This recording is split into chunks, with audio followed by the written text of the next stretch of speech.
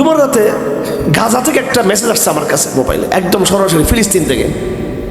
আমাকে তারা একটু মোবারকবাদ দিল লাইলাতুল মেরাজ বলে, লাইলাতুল ইসরা বলে। তো আমরা জানি বাংলাদেশের মতো বেদাত শিরিক আরব দেশে কিন্তু নাই, তবে তারা কিছু কিছু বিশেষ দিনকে তারা স্মরণ রাখে। মনে করা হয়ে থাকে যে রজব মাসের 27 তারিখ মেরাজ হয়েছিল। আমার বড় ভাই হযরত মাওলানা ইসমাইল খান সাহেব আপনাদের সামনে স্পষ্ট করেছেন যে মেরাজ আসলে কবে হয়েছিল, এটা নিয়ে রওয়ায়াতের মধ্যে বিভিন্ন মত দ্বন্দ্ব এখানে পাওয়া যায়, বিভিন্ন মত এখানে রয়েছে। সুনিশ্চিতভাবে একথা বলা যাবে না যে 27 তারিখেই মেরাজ হয়েছিল। তো আমি প্রথমে খেয়াল করিনি, যেহেতু আরব দেশ বাংলাদেশ থেকে একদিন আগে, চন্দ্র একদিন আগে উদিত হয়, সেই হিসেবে বাংলাদেশে আজকে 27 তারিখ, কিন্তু গত রাতে ফিলিস্তিনে মক্কায় মদিনায় গতকালকে 27 তারিখ ছিল। আমি যেহেতু আজকে জুমার দিন ছিল, আমার ঈদের জুমার খুতবা দিতে হয়, তো আমি আমার ওই ভাই বোনদের মেসেজ পেয়ে ফিলিস্তিনের গাজা থেকে, তো আমি এটা নিয়ে একটু আলোচনা করলাম। আজকে জুমার মধ্যে আরবিতে খুতবা দিয়েছি। আমার ভাইয়েরা, আমাদের দেশে এই নকল জিনিসের দাম বেশি আসল জিনিসের চেয়ে। যেটা যত বেশি নকল তত সেটার দাম বেশি, অথবা যেটা কম মূল্যবান জিনিসের মূল্য বেশি মূল্যবান জিনিসের চেয়ে। পীর সাহেব অনেক মূল্যবান জিনিস। আমি আপনাকে জিজ্ঞেস করতে চাই, মানে সন্তানের জন্য আল্লাহর কাছে পীরের দাম বেশি নাকি মা বাবার দাম বেশি? অবশ্যই মা বাবার দাম বেশি। কিন্তু দেখবেন আমাদের সমাজে ছেলেমেয়েরা মা বাবার সাথে বেয়াদবি করবে, আবার পীর সাহেবের কাছে গিয়ে সেখানে ধর্ণা দিবে, টাকা দিবে, অর্থ দিবে। কোরআনে কারীমে পরিষ্কারভাবে লেখা আছে, ইয়াসআলুনাকা মাযা ইউনফিকুন, তারা তোমাকে জিজ্ঞেস করবে তারা কোথায় অর্থ ব্যয় করবে। মানুষ যে অর্থ উপার্জন করবে সেটা কোথায় ব্যয় করবে? আল্লাহ পাক পরিষ্কার বলে দিয়েছেন, কুল মা আনফাকতুম ফালিল ওয়ালিদাইন, 1 নম্বর তোমার ব্যয় করতে হবে নিজের মা বাবার জন্য। আর এখানে দেখবেন মা বাবাকে কষ্ট দিয়ে পীর সাহেবকে দিবে। পীর সাহেব ভালো জিনিস অবশ্যই, কিন্তু মা বাবার মর্যাদা ছেলের জন্য পীর সাহেবের চেয়ে বেশি। 1 নম্বর উদাহরণ। 2 নম্বর উদাহরণ, ধরুন শবে বরাত। আমাদের দেশের 2টা দল হয়ে গেছে। এক দল হলো সালাফিদের, একদম শবে বরাতকে বিশ্বাসই করবে না। শবে বরাত বেদাত, শবে বরাত শিরক, শবে বরাত গুনাহ, শবে বরাত করা যাবে না। এটা হলো সালাফিদের বক্তব্য। আমার বাবা যখন নাকি আমাদেরকে মাঝে মাঝে, আরও অনেক আগে, 30-35 বছর আগের কথা, আরব দেশের এমবেসিগুলোতে যাওয়া হতো, সৌদি আরবের, কাতারের, দুবাইয়ের অ্যাম্বাসেডার ছিল শেখ খুমিস সোহেল সালেহ, উনি আমাদের এখানে আসতেন সবসময়। তো এরা আরব দেশের যারা শেখরা আছে, এরা কেউ শবে বরাত বিশ্বাস করে না, শবে বরাত এরা মানেই না। এটা হলো আরব দেশের অবস্থা।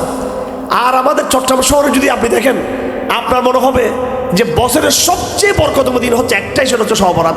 এর চেয়ে আর কোনো বড় দিন নেই। মানে বাড়াবাড়ি, বাংলাদেশের চট্টগ্রামের বেদাতি ভাইদের বাড়াবাড়ি, আর সৌদি আরব সহ বাংলাদেশের সালাফি ভাইদের সারাসারি। একদল বলে শবে বরাত একদম নাই, আরেক দল বলে শবে বরাত ছাড়া কিছুই নাই, সবচেয়ে বেশি শবে বরাত। আমি আপনাদেরকে জিজ্ঞেস করতে চাই, এই যে আজকে জুমার দিন চলে গেল, জুমার দিন বড় নাকি শবে বরাত বড়? কোনটা? শবে বরাত বড়? কোন দিন বড়? অবশ্যই জুমার দিন বড়।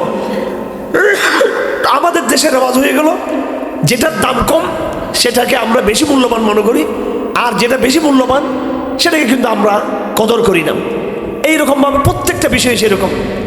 আজকে রাতে অনেকেই শবে মেরাজ পালন করবে। আমি হাটাদারিতে আসার সময় দেখলাম অলরেডি চট্টগ্রামের বড় বড় মাজারগুলো সাজা শুরু হয়ে গেছে, শবে মেরাজ, শবে মেরাজ, শবে মেরাজ।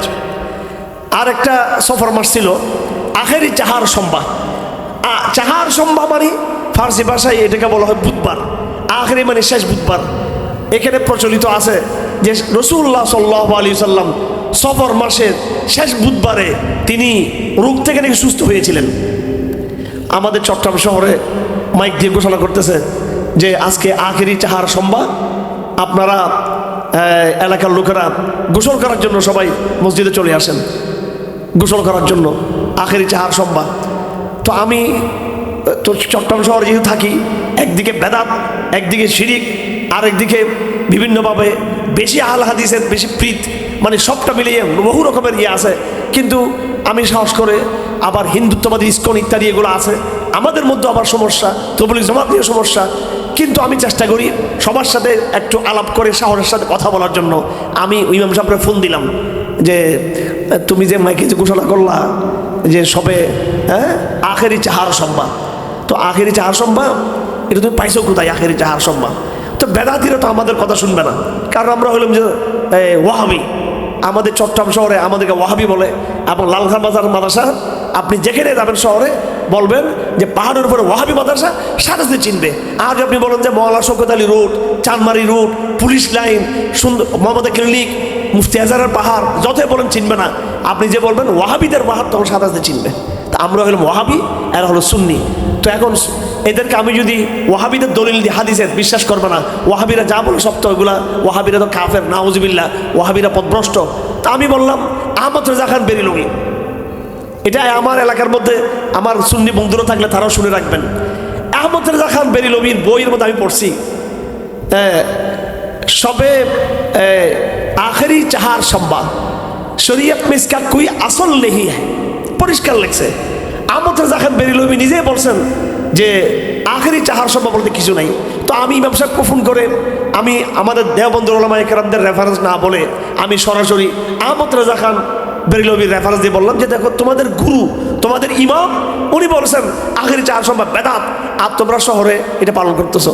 তো সে বলতেছে হুজুর খরচ পকেটে টাকাটাও নেই, আজকে অনেকদিন হয়ে গেছে, আমি এটা মাইকে ঘোষণা দিয়েছি, লোকজন কিছু গোসল করতে আসতেছে, আমার মোটামুটি কয়েকদিনের টাকা পয়সা অর্জন হয়ে যাবে আমার, এই অবস্থা। যাই হোক আমার ভাইয়েরা, আজকে সবে মেরাজ হতে পারে, নাও হতে পারে। মেরাজের ঘটনা সত্য, ইসরার ঘটনা সত্য। আল্লাহর নবী সাল্লাল্লাহু আলাইহি ওয়াসাল্লাম মক্কা থেকে ফিলিস্তিনে গিয়েছেন, মক্কা থেকে বাইতুল মুকাদ্দাস গিয়েছেন, বাইতুল মুকাদ্দাস থেকে উপরের দিকে গিয়েছেন। দুটো ঘটনা, সূরা বনী ইসরাইল অথবা সূরা ইসরা, এটার মধ্যে ঘটনার প্রথম অংশ আছে মক্কা থেকে বাইতুল মুকাদ্দাস। এরপরে কি হয়েছে সেটা কিন্তু আর এখন উল্লেখ নেই, এখন উল্লেখ নেই। প্রথম অংশটাকে বলা হয় ইসরা। এরপরে ঘটনা মেরাজ থেকে আল্লাহর নবীকে নিয়ে জিবরিল প্রথম আসমানে গিয়েছেন, দ্বিতীয় আসমানে গিয়েছেন, তৃতীয় আসমান, চতুর্থ, পঞ্চম, সপ্তম আসমানে গিয়েছেন, সামনে গিয়েছেন, যেতে যেতে একদম সিদরাতুল মুনতাহা পর্যন্ত গিয়েছেন। এবং শেখ সাদি রহমতুল্লাহ আলাইহি বলেছেন, আপনারা সকলে বস্তার মধ্যে পড়েছেন, আগার এক সেরে মুহিয়ে বর্তার পরম ফরুগে তাজাল্লি বসুজাত পরম, আমার এখানে শেষ, এর এদিকে যাওয়া সম্ভব না, সিদরাতুল মুনতাহা অতিক্রম করা সম্ভব না। আমি যদি এক কদম আমি যদি সিদরাতুল মুনতাহা অতিক্রম করি, তাহলে ফরুগে তাজাল্লি বসুজাত পরম, আল্লাহ পাকের নূরের তাজাল্লি আমাকে জ্বালিয়ে পুড়ি সরকার করে দিবে আমাকে। এটা বলে তিনি বিদায় দিলেন রাসূল সাল্লাল্লাহু আলাইহি সাল্লামকে।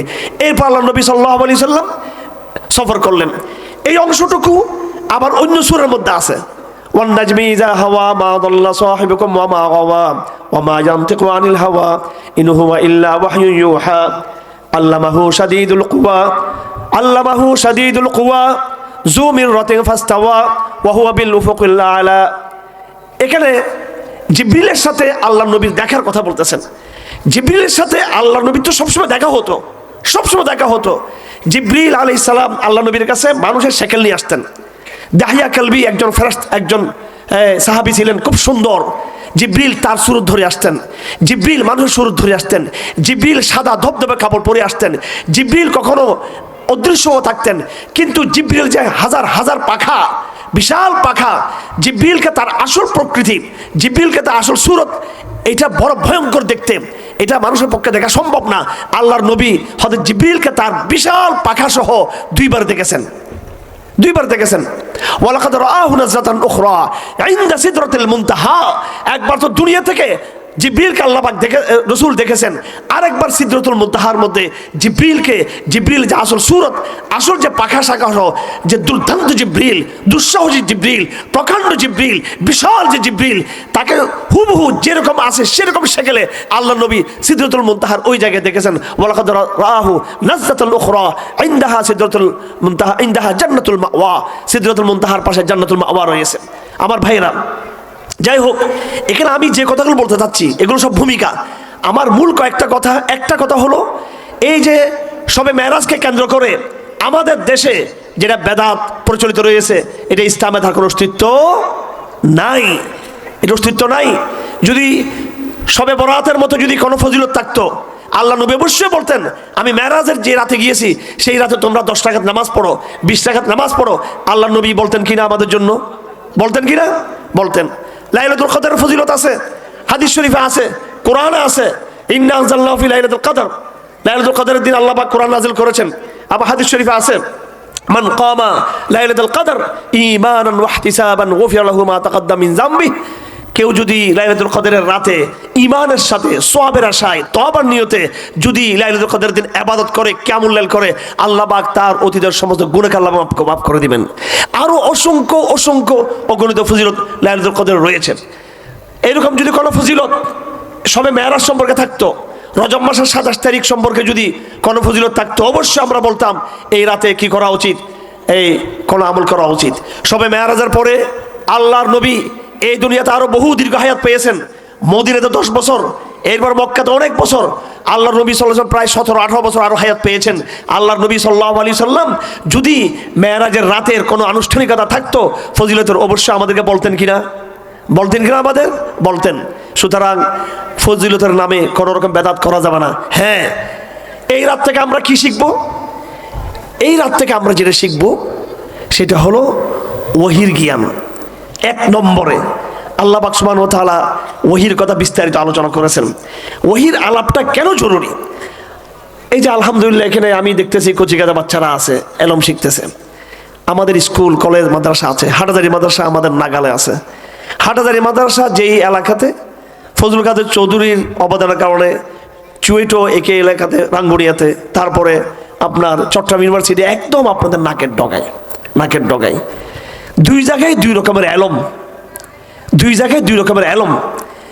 একটা হচ্ছে হাটাজারি মাদ্রাসার এলম, আরেকটা হচ্ছে চট্টগ্রাম বিশ্ববিদ্যালয়ের এলম। এই 2 এলমের মধ্যে পার্থক্যটা কি? 2 এলমের পার্থক্য হলো, হাটাজারিতে যে এলম এটা হচ্ছে ওহির এলম। আর এই ওহির এলম সম্পর্কে আল্লাহ রসুল বলে, আল্লাহ পাক সুবহানাহু ওয়া তাআলা এই মেরাজের আলোচনায় বলেছেন, ওমা ইয়ানতিকু আনিল হাওয়া ইন হুয়া ইল্লা ওয়াহয়ুন ইউহা। আল্লাহর নবী মন গড়া কোনো কথা বলেন না। আমার ভাইরা, আমি এটা বলতে বাধ্য হই মানুষকে বোঝানোর জন্য, অহংকারের জন্য নয়। কোরআন যদি আমরা আলোচনা করি তো শহরের শিক্ষিত সমাজ, আমাদের আত্মীয় স্বজন, বন্ধু বান্ধব, রাজনৈতিক দল, সুশীল, বুদ্ধিজীবী, জ্ঞানী, এরা তথাকথিত সাংবাদিক, এরা বলতে চাই, আরে তোমরা দেওবন্দের ছাত্র, তোমরা হাটাজারির ছাত্র, লালখানের ছাত্র, তোমরা পড়ছো বুখারী, পড়ছো তিরমিজি, পড়ছো হেদায়া, আবু দাউদ, অমুক তমুক, মেশকাত, তোমরা কি রাষ্ট্রবিজ্ঞান পড়ছো? তোমরা কি অর্থনীতি পড়ছো? তোমরা কি বিজ্ঞান পড়ছো? আমার ভাইয়েরা, সেজন্য ব্যক্তিগতভাবে আমি লালখানবাজার আমার বাবার লাইব্রেরিতে যেভাবে আমরা দেখি ইসলামিক কিতাব শিখ তদ্রুপ, এটা বাবার উজিলাই আমরা বিজ্ঞানের, রাষ্ট্রবিজ্ঞানের, অর্থনীতির এই বইগুলো ছোটবেলা থেকেই পড়ার অভ্যাস আছে। এবং একটা প্রাইভেট বিশ্ববিদ্যালয় আমি মোটামুটি ডিগ্রিও আছে আমার উস্তাদ আল্লামা তাকি উসমানী হাফিজাহুল্লাহ তাআলা, উনি একজন বড় আলেম, উনি এখন বুখারী পড়ান, উনি শেখুল হাদিস। উনি কিন্তু আবার করাচি ইউনিভার্সিটি থেকে তিনি কিন্তু LLB করেছেন, রাষ্ট্রবিজ্ঞান পড়েছেন, আইন পড়েছেন, অর্থনীতি পড়েছেন। তিনি আমাদেরকে ক্লাসের মধ্যে ফেকা যেমন পড়াতেন, তিনি আমাদেরকে ক্লাসের মধ্যে আধুনিক অর্থনীতির বিভিন্ন বিষয়গুলো তিনি আমাদেরকে বোঝাতেন ক্লাসের মধ্যে। আমি এটাই জন্য বলছি, আজকে চট্টগ্রাম বিশ্ববিদ্যালয়ের যে সিলেবাসগুলো, এগুলো আমাদের নখদর্পণে ইতিহাসের সমস্ত বই, রাষ্ট্রবিজ্ঞানের সমস্ত বই, অর্থনীতির সমস্ত বই, এগুলো একদম আমাদের চোখের সামনে। আরেকদিকে হাটাজারিতে মেশকাত পড়ানো হচ্ছে, হেদায়া পড়ানো হচ্ছে, আবু দাউদ পড়ানো হচ্ছে, তিরমিজি পড়ানো হচ্ছে, মুসলিম আর বুখারী পড়ানো হচ্ছে। আমার ভাইয়েরা, দুটোই কিন্তু এলম, এদিকেও বই, এদিকেও জ্ঞান, ওদিকেও জ্ঞান। কিন্তু 2 জ্ঞানের মধ্যে বেশ কম কি? 2টা জ্ঞানের মধ্যে বেশ কমটা কি? আল্লাহ পাক এই ওহী আলোচনার মধ্যে যেখানে জিবরিলের সাথে রাসূলের সাক্ষাতের কথা, সিদরাতুল মুনতাহার কথা আছে, আল্লাহ পাক সামনে আরো গিয়ে বলেন, ইয়াত্তাবিউনা ইল্লা যান ওয়া মা তাহওয়াল আনফুস।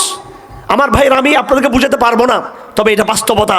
সেটা হলো আধুনিক জ্ঞান, বিজ্ঞান শুধুমাত্র একটা বিষয়, সেটা হলো বিজ্ঞানের যেগুলো আবিষ্কৃত বিষয় এবং অঙ্ক, এই 1-2টা সাবজেক্ট ছাড়া, আমি আবারও বলতেছি, 1-2টা সাবজেক্ট ছাড়া এই আধুনিক ইনস্টিটিউশনে, আধুনিক বিশ্ববিদ্যালয়ে যত কিছু পড়া হচ্ছে সবগুলো হচ্ছে কল্পকাহিনী এবং অনুমান ছাড়া কিছুই না।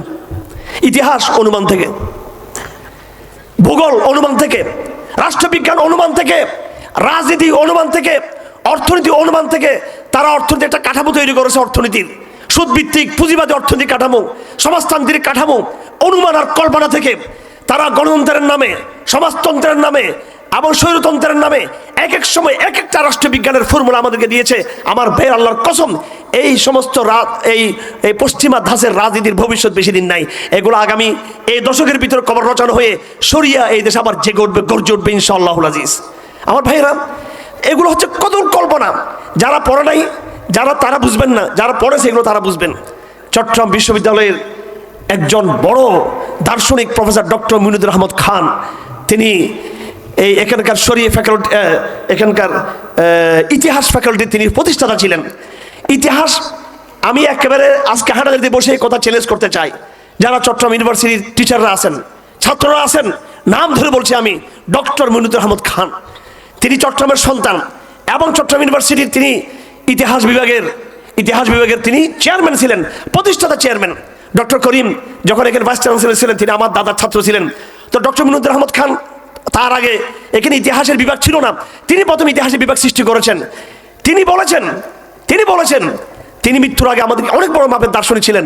তিনি বলেছেন যে আমি কোরআন, সুন্নাহ এবং আধুনিক জ্ঞান বিজ্ঞানের সমন্বয়ে আমি বগদাদের যে মাদ্রাসা নিজামিয়া ঐতিহাসিক, তার আদলে এমন এক শিক্ষা ব্যবস্থা আমি তৈরি করেছি, যে শিক্ষা ব্যবস্থার মাধ্যমে আমি ঢাকা বিশ্ববিদ্যালয়ের বিকল্প, চট্টগ্রাম বিশ্ববিদ্যালয়ের বিকল্প, আমেরিকার অক্সফোর্ড ক্যামব্রিজের বিকল্প, নতুন দাসের শরিয়া ভিত্তিক, ইসলাম ভিত্তিক, আধুনিক বৈজ্ঞানিক এমন একটা শিক্ষা ব্যবস্থা আমি দিতে পারবো যেটা এই জমানার মানুষের কল্পনা করতে পারবে না। সুতরাং আধুনিক শিক্ষা ব্যবস্থা যে মানুষকে কিছুই দিতে পারে না, আধুনিক শিক্ষা ব্যবস্থা মানুষের আত্মপরিচয় দিতে পারে না, এই কথা আমাদের নয়। এটা হচ্ছে যারা বিশ্ববিদ্যালয়ে যারা পড়ুয়া, বিশ্ববিদ্যালয়ে যারা শিক্ষিত, তাদেরই কথা।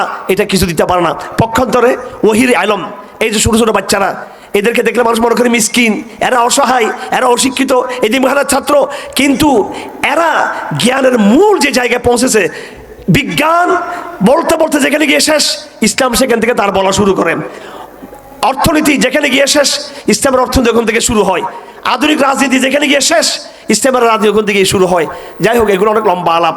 আমি আজকে মেয়ারাজের আলোচনায় আপনাদেরকে এতটুকু বলতে চাই যে বিশ্বাস রাখবেন, একদিকে ওহির আলম, আল্লাহ পাক সুবহানাহু ওয়া তাআলা আমাদের নবীজিকে ওহির মাধ্যমে যে আলম দিয়েছেন, লাইলাতুল ইসরার সময় যে আলম দিয়েছেন, আমাদের নবীজি সাল্লাল্লাহু আলাইহি ওয়াসাল্লাম যেই ইসরার মধ্যে গিয়েছেন, সফর করেছেন, মেরাজে গিয়েছেন এবং সেখানে যে ওহি প্রাপ্ত হয়েছেন, জ্ঞান লাভ করেছেন, একদিকে সেটা, আর একদিকে দুনিয়াবি আলম।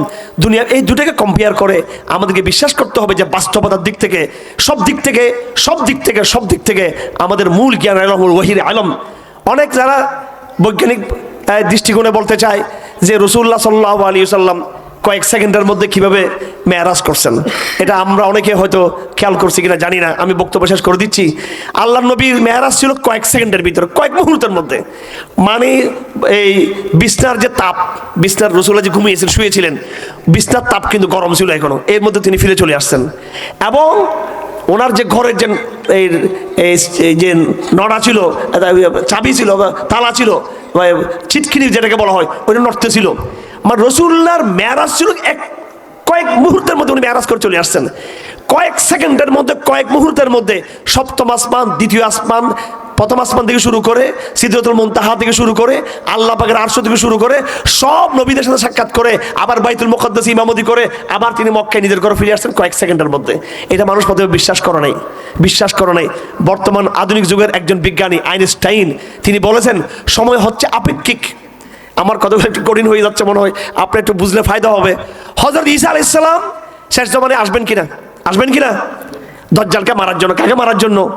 দাজ্জালকে মারার জন্য। সুতরাং আপনারা ভয় পাইয়েন না, আমেরিকার নাম শুনে ভয় পাইয়েন না, কারণ আমেরিকার মূল রাজা দাজ্জাল, ও কিন্তু হযরত ঈসার হাতে মার খাবে। কিন্তু হযরত ঈসা যখন আসমান থেকে আসবে, দুনিয়াতে নামবে, সেই সময় ওনার চুল থেকে টপ টপ করে পানি পড়তে থাকবে, কারণ উনি গোসল করা অবস্থায় কিন্তু উপরে উঠছিলেন।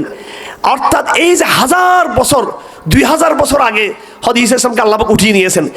এটা আমাদের জন্য 2000 বছর, কিন্তু আল্লাহর জন্য সেটা কয়েক সেকেন্ড। এগুলো বোঝানো বহুত মুশকিল এগুলো, কিন্তু এটা বিজ্ঞান এখন এটা স্বীকার করছে যে টাইমিং, সময় যেটা, আপনার যেটার সময় আমার সময় কিন্তু এক না, ওনার যেটার সময় আমার সময় কিন্তু এক না। আল্লাহর নবী সাল্লাল্লাহু আলাইহি ওয়াসাল্লাম যে মুহূর্তে আল্লাহ নবীকে আল্লাহ পাক ডাক দিয়েছেন, মোহাম্মদ আসো আমার কাছে, মেরাজে যখন নিয়ে গেছেন আল্লাহ পাক, তখন আল্লাহ পাক সময়কে বলেছেন ক্ষান্ত হয়ে যাও। সময় তখন দাঁড়িয়েছিল। সময়ের কিন্তু একটা গতি আছে, কিন্তু সময়ের গাড়ির যেমন গতি আছে, আমাদের কথার যেমন গতি আছে, এই যে আমরা হাত নাড়াচ্ছি এটা যেমন গতি আছে, সব কিছুর গতি আছে, সময়ের কিন্তু একটা গতি আছে। ওইভাবে সময় কিন্তু চলে, এই যে ঘড়িতে এই গতিতে সময় কিন্তু চলতে থাকে। কিন্তু কখনো কখনো সময় কিন্তু স্তব্ধ হয়ে যায়। ওই সময়টা কিন্তু কয়েক হাজার বছর হতে পারে। এটা আল্লাহ নবী সাল্লাল্লাহু আলাইহি ওয়াসাল্লামকে যখন আল্লাহ পাক ডাক দিলেন, যে মেরাজের দিকে ডাক দিলেন, ওই সময় কিন্তু ইতিহাসের সময় কিন্তু টাইমিংটা বন্ধ হয়ে গেছে, ওই সময় স্তব্ধ হয়ে গেছিল। ওইটা কিন্তু কয়েক হাজার শত বছরের সময় আল্লাহ রসুল ভ্রমণ করছেন, কিন্তু পৃথিবীর ইতিহাসে এটা কয়েক সেকেন্ড ছিল। এখন এটা বিজ্ঞানী, সবচেয়ে বড় বিজ্ঞানী আইনস্টাইন, তিনি একটা থিওরি দিয়েছেন, থিওরি অফ রিলেটিভিটি, আপেক্ষিকতার মতবাদ। এখনো পর্যন্ত আধুনিক জমানায় কেউ তার এই মতবাদকে খণ্ডন করতে পারে নাই। এবং সবাই আধুনিক বিজ্ঞানীরা স্বীকার করে নিয়েছে মেরাজ এটা হতে পারে, বৈজ্ঞানিকভাবে এটা হওয়া সম্ভব। যাই হোক আমার ভাইয়েরা, আজকে আমাদের আধুনিক শিক্ষিত ভাইয়েরা আজকে ওহির জ্ঞানকে তুচ্ছ মনে করে বাচ্চারা এতিম, এটা কবরস্থানের এলম, এতিমখানা, মা বাবার কবর পড়ার জন্য কোরআন এসেছে। আর আমরা রাষ্ট্রবিজ্ঞানী, আমরা বিসিএস, আমরা ইঞ্জিনিয়ার, আমরা ডাক্তার, আমরা সব কিছু, আমার ভাইয়েরা সব কিছু যেখানে শেষ, ওখান থেকে গিয়ে ওহির জ্ঞান শুরু। এটা অল্প সময়ে ব্যাখ্যা দেওয়া সম্ভব না, কিন্তু বিশ্বাস রাখতে হবে আমাদের যে দুটাই জ্ঞান, হাটাজারি মাদ্রাসার যেটা ওহির জ্ঞান এটাও জ্ঞান, চিটাং ভার্সিটির যেটা আধুনিক জ্ঞান বিজ্ঞান ওইটাও জ্ঞান, কিন্তু এই জ্ঞানের মধ্যে মৌলিক জ্ঞান হচ্ছে যেটা ওহির আলম সেটা।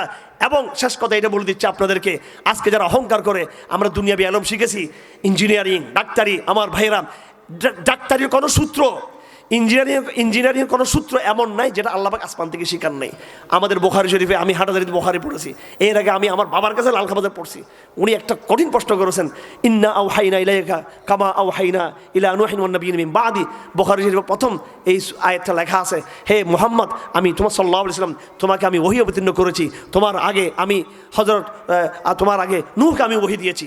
এখন আমাদেরকে প্রশ্ন করলো পরীক্ষার মধ্যে, বুখারীর প্রশ্ন, যে ওহী তো আল্লাহ পাক আদমকেও দিয়েছেন, ওহী তো আল্লাহ পাক শীষকেও দিয়েছেন, কিন্তু ওহীর আলাপটা শুরু হয়েছে নূহ থেকে, কেন শুরু হয়েছে? ওহীর আলাপ নূহ থেকে, নূহ আলাইহিস সালামের আগেও তো ওহী ছিল। এমন এক প্রশ্ন করছেন, ওনারা মনে করছেন এটা আমার আটকাতে পারবেন। আমাদের এক বন্ধু ছিল, সে লন্ডন থেকে, যাই হোক আমরা সবাই পাঠচক্র করে, আল্লামা শিবির মানির একটা ব্যাখ্যা ছিল ফজলুল বারি, ওইটাতে একটা ব্যাখ্যা লেখা ছিল। হুজুরা তো জানো না আমরা কোত্থেকে সরাসরি সব এগুলো আমরা তার নোটফোট দেখে পরীক্ষা দিই না, আমরা 8-10টা সরা পড়া ওই সময় করতাম। ওখানে শিবির মানি পরিষ্কার লিখেছেন যে আদম থেকে শুরু করে শীষ, আদম থেকে শুরু করে নূহ পর্যন্ত কয়েক হাজার বছর আল্লাহ পাক আসমান থেকে লম্বা লম্বা শরীয়ত, জিহাদের শরীয়ত, তালাকের শরীয়ত, বিবাহের শরীয়ত, নামাজের শরীয়ত, যাকাতের শরীয়ত, এইভাবে রোজার শরীয়ত এগুলো দেন নাই, সিম্পল ইবাদত দিয়েছেন।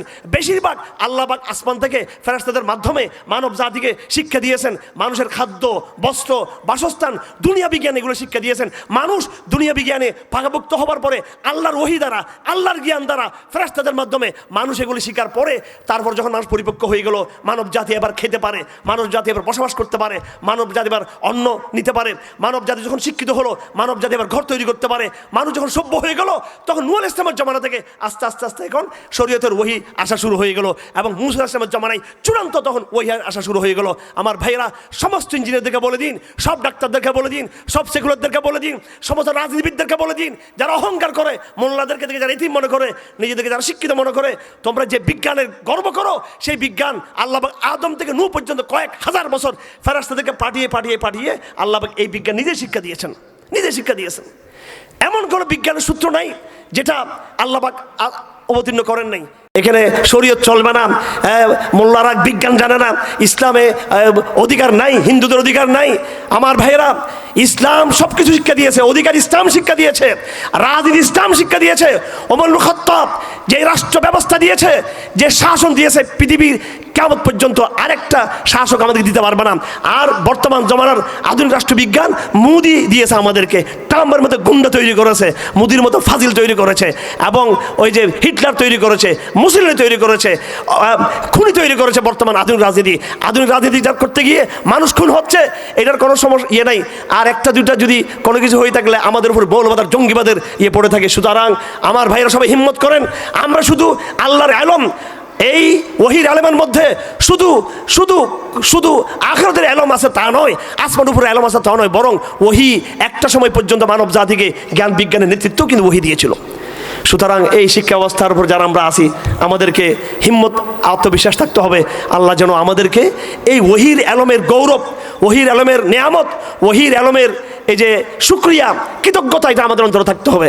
আফসোস লাগে আলেম ওলামারা এই লিডারদেরকে দেখলে, পলিটিক্যাল লিডারদেরকে দেখলে, আমলাদের অফিসারদেরকে দেখলে, এবং বড় বড় ব্যবসায়ীদেরকে দেখলে, ডক্টর ইউনুসকে দেখলে, তারেক সাহেবকে দেখলে, অমুককে দেখলে, বিদেশিদেরকে দেখলে আমরা নিজেদেরকে ছোটো মনে করি।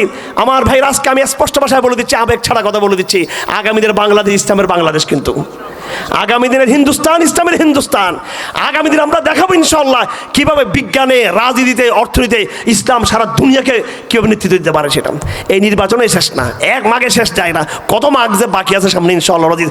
আসুন আমরা গর্জে উঠি, এটা এসরার দিন, মেরাজের চেতনা নিয়ে, এসরার চেতনা নিয়ে, মেরাজের চেতনা নিয়ে, রজব মাসের চেতনা নিয়ে, রমজানের চেতনা নিয়ে, শাবান মাসের চেতনা নিয়ে, কোরআনের চেতনা নিয়ে আমরা হিম্মত করি, এই জাতিকে আমরাই নেতৃত্ব দেব ইনশাআল্লাহ রাজিজ। ইনশাআল্লাহ এই হিম্মত আমরা করি। আল্লাহ পাক আমাদের তৌফিক দান করুন। ওয়া আলাইনা ইল্লাল বালাগ ওয়া আখিরু দাওয়ানা আলহামদুলিল্লাহি রাব্বিল আলামিন ওয়া সাল্লাল্লাহু তাআলা খাইরা খালকি মুহাম্মদ ওয়া আলিহি ওয়া সাহবিহি আজমাইন।